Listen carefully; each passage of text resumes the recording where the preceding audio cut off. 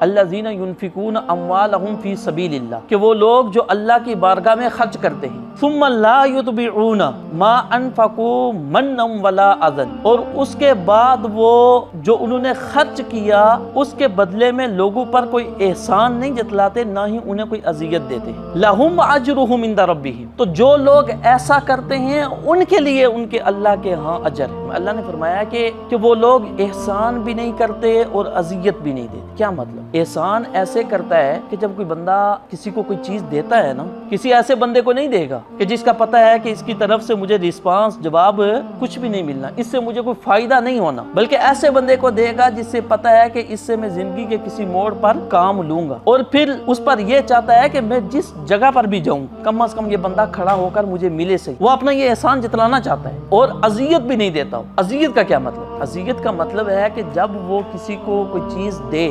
کر اس کے ساتھ تصویر بھی لے جب وہی تصویر سوشل میڈیا پر وائرل ہوتے ہوئے اس کی نظروں سے گزرے گی تو پھر اس کے دل میں تکلیف ہوگی۔ یہ اذیت، یہ چیز وقتی فیل نہیں ہوتی، محسوس نہیں ہوتی، لیکن یہ اس بندے کو پتا ہوتا ہے جس نے یہ کام کیا ہو یا جس پر یہ گزری ہوئی ہوتی، تو یہ اذیت ہوتی۔ اب دیکھیں، جو چیز دی ہے وہ آپ نے اس بندے کو نہیں دی، وہ حقیقتاً تو آپ نے اللہ کو دی ہے، تو جو چیز آپ نے اللہ کے نام پر دے دی ہے، اس کی راہ میں دے دی ہے، تو اب وہ آپ دوبارہ اس پر کیوں احسان جتلا رہے ہیں؟ آپ اس کو کیوں تکلیف دے رہے ہیں؟